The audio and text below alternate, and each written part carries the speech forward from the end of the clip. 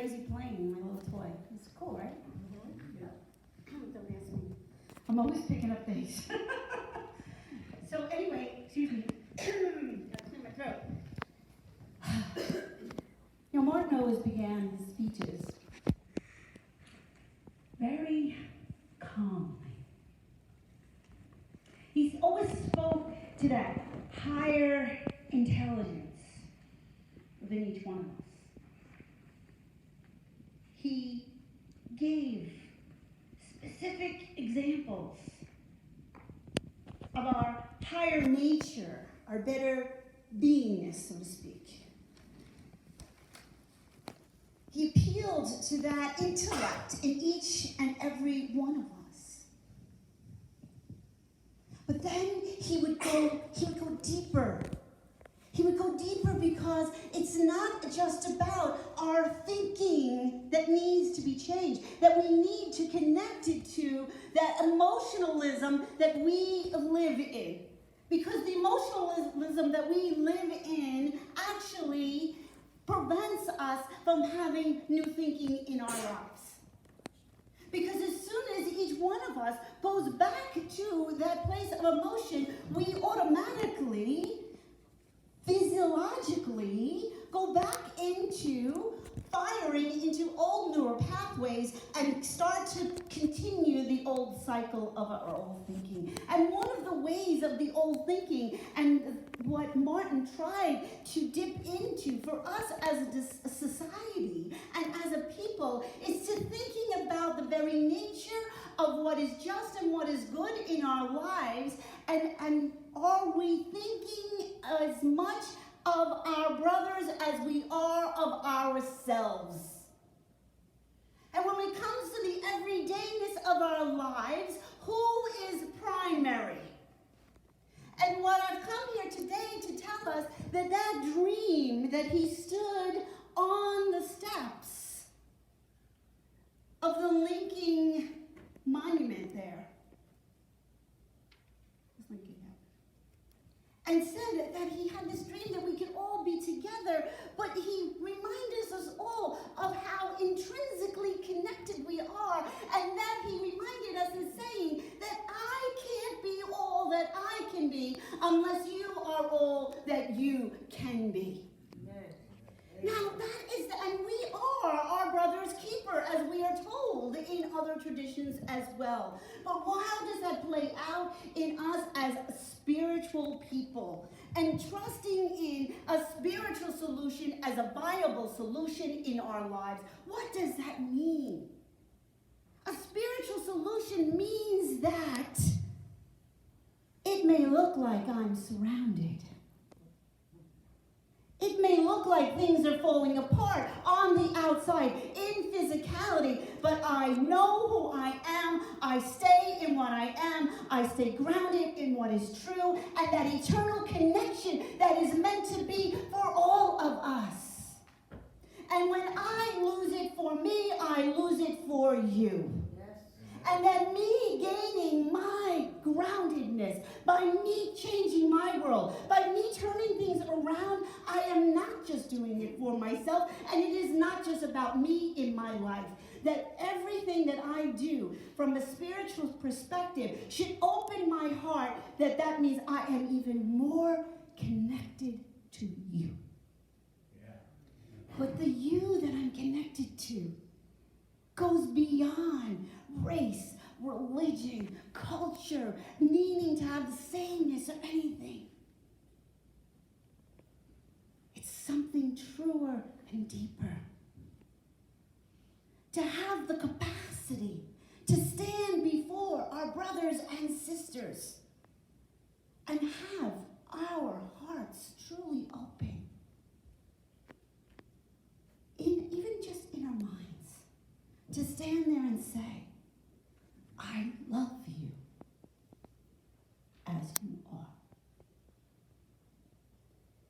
Not by what you're wearing, not by what you've done. Who loved me for that truth of divinity? He had a speech that was given to a commencement for a group of students. And I love that speech. Because in this speech, he talks about, if you can't fly, run. If you can't run, walk. If you can't walk, crawl, but keep moving. You see, keep moving, keep moving. We used to do a song, it was called Walking, Walking. Martin Luther King, we'd be walking, walking, walking, walking. We'd be walking, walking, we'd be singing that song, walking, walking. But what does it mean? What does it mean to keep walking, walking, walking? What does it mean when he sings like the old spirituals and he's been saying, glory, glory, hallelujah, my eyes have seen the coming of the Lord. What does that mean? It means that I have seen the grace and the goodness in you, and I trust that, and I want that for you as much as I want that for me. And that is true justice. And he told those children in that speech, not about what are they walking to. They're walking towards making that connection with the very blueprint of their existence, of their lives. What is in the blueprint of your existence, of your lives? And he said there were 3 things that he asked these children to have in their lives. And the first thing of that is to recognize their very dignity. And that nobody take away your dignity from you. Do not allow anybody to establish your worth. That worth is between you and your God. Is that part of the blueprint for your life? Or does one little remark throw you off your game? More like that. Right? So what's the blueprint of our lives? How can I be good for you if one little remark from somebody else is going to just throw me off my game? Right? So reestablishing your inherent worth, your inherent dignity, owning that for yourself as still as a statue. You stand planted in that. In 12-step programs, they call it the no matter what club. No matter what, I stand in my sobriety. No matter what. That's how we stand for something. Because he says, if you can't stand for something, you can't stand for anything. And that's the thing we need to stand for the most, is our inherent dignity as human beings. Because I can give that to me, I can give that to you. And what a world we live in when we have that. And another thing that he told them all is the second part of that blueprint that I thought would be really helpful for all of us in recognizing that a spiritual solution is a viable solution in our lives.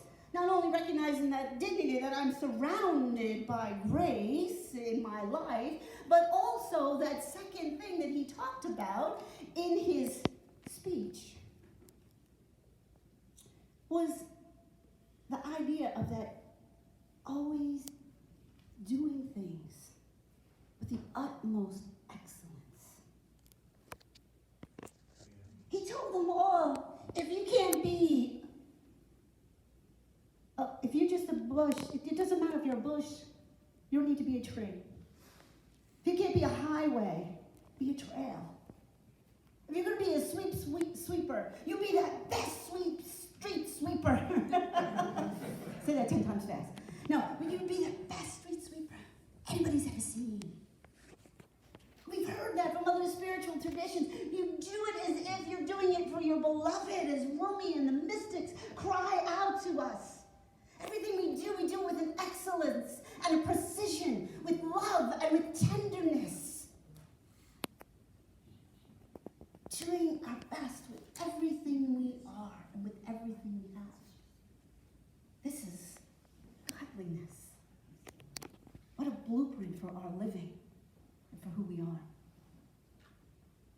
And the third thing that he offered to the students was that to always have within ourselves a sense of beauty, love, and justice. Beauty, love, and justice within our lives. And I always like to ponder that word beauty. And we hear beauty is in the eyes of the beholder. What does that mean for beauty? But bringing beauty into our lives.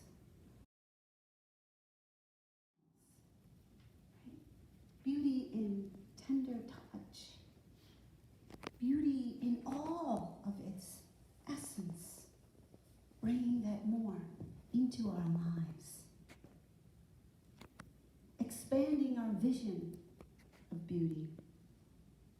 So that the grays of winter are beautiful.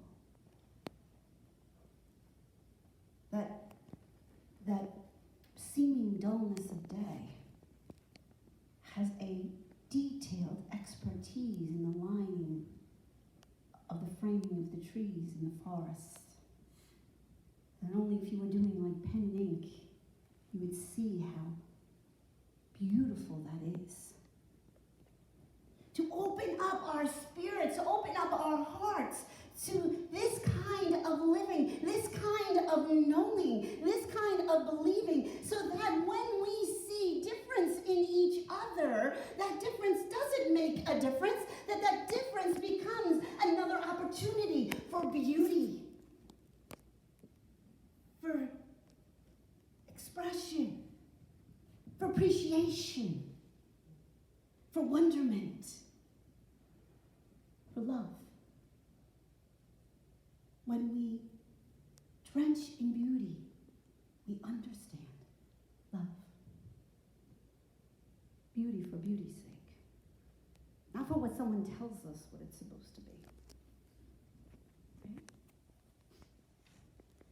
And when we can have this sense of appreciation for beauty, when we can have this appreciation and understanding of what love really means, when we have these open hearts because we have dignity within ourselves, that we always put ourselves in that best sense of excellence in all that we do, there is a justice that we live in the world. You know, some people could say, just is.